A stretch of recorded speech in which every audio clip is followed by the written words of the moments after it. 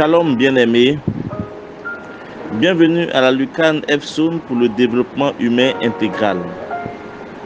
Ce moment d'édification qui a pour but de t'aider à la construction d'une vie épanouie en prenant en compte tes domaines de vie spirituelle, sociale, professionnelle, familiale et pastorale.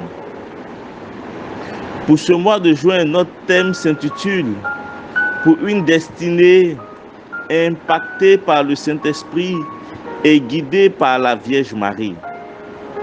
Ce thème s'inscrit dans la continuité de notre cénacle, au cours duquel nous avons été richement enseignés et bénis. Le Seigneur Jésus nous a fait la grâce de méditer sur plusieurs thèmes en vue de renforcer notre lien avec le Saint-Esprit et de faire de nous des disciples authentiques de Christ. À l'instar des apôtres, au Cénacle, nous avons été transformés pour être sel et lumière du monde, pour être cette ville bâtie sur la montagne que rien ne peut cacher. Frères et sœurs, nous sommes des missionnaires. La méditation des chapitres 7 à 11 des Actes des Apôtres nous apprend que le Seigneur ne fait pas de différence entre les hommes. Il utilise qui il veut, quand il veut et où il veut. Il a juste besoin de personnes disponibles, remplies du Saint-Esprit et obéissantes, comme Étienne, Philippe, Barnabé, Ananias de Damas, Pierre, Jean. La liste n'est pas exhaustive.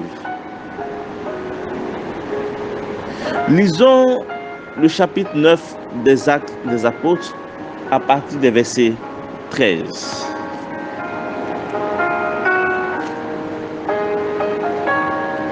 Ananias reprit: « Seigneur, bien des gens m'ont parlé de lui et de tout le mal qu'il a fait au sein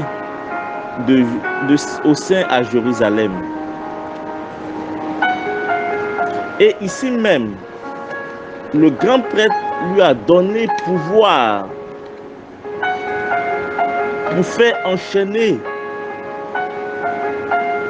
tous ceux qui invoquent ton nom. » Mais le Seigneur lui dit: « Vas-y donc, il sera pour moi un instrument exceptionnel pour porter mon nom devant les païens et leurs rois, tout comme devant les fils d'Israël. » Frères et sœurs, il s'agit de Saul. Saul qui était en route pour la ville de Damas, où il devait enchaîner les chrétiens.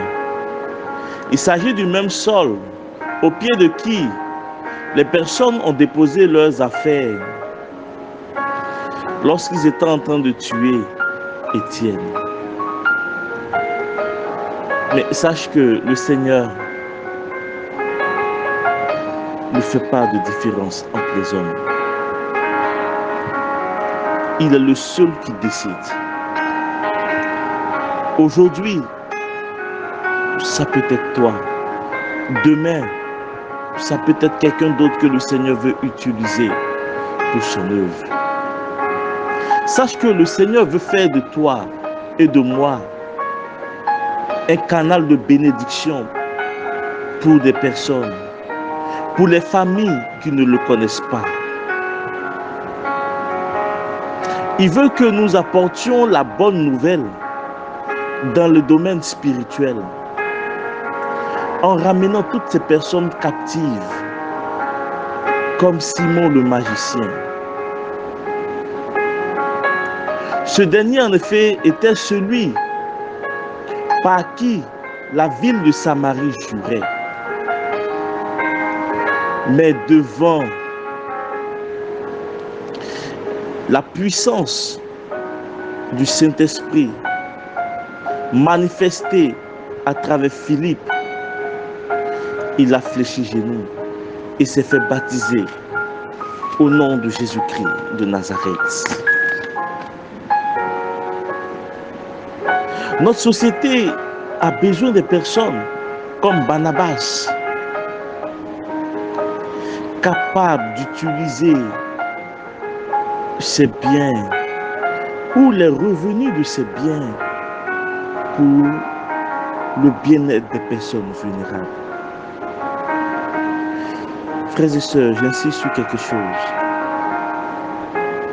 En tant que chrétiens, c'est à nous que revient cette lourde charge de prendre soin des personnes qui sont dans le besoin. L'État fera sa part. Les ONG feront la leur. Mais la plus grande part revient aux chrétiens. N'oubliez pas, le Seigneur a dit que les disciples qui étaient à sa droite, les brebis, ce sont ces personnes qui l'ont vêtu, ces personnes qui l'ont nourri, ces personnes qui l'ont visité lorsqu'il était en prison. La charité, ne la perdons pas de vue. Cette vie de témoignage authentique doit être visible également au sein de nos familles.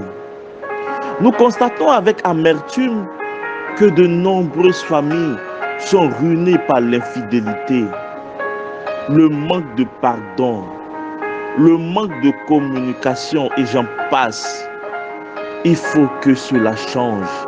Il faut que nos familles soient des familles dans lesquelles règne l'harmonie, règne la joie, règne la paix, la communion fraternelle. C'est à cela que le Seigneur nous appelle. Des familles qui sont comme des jardins d'Éden.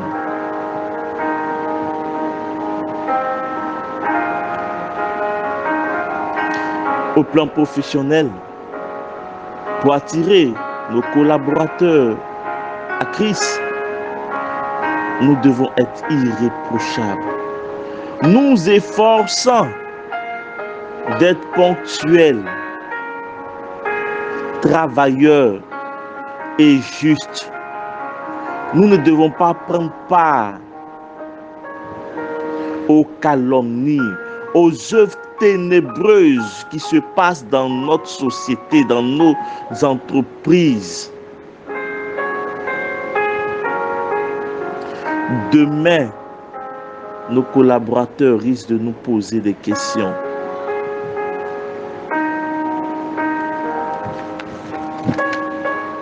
Ce genre de pastoral, par modèle, est la plus efficace dans l'évangélisation. C'est la raison pour laquelle nous devons toujours chercher à progresser.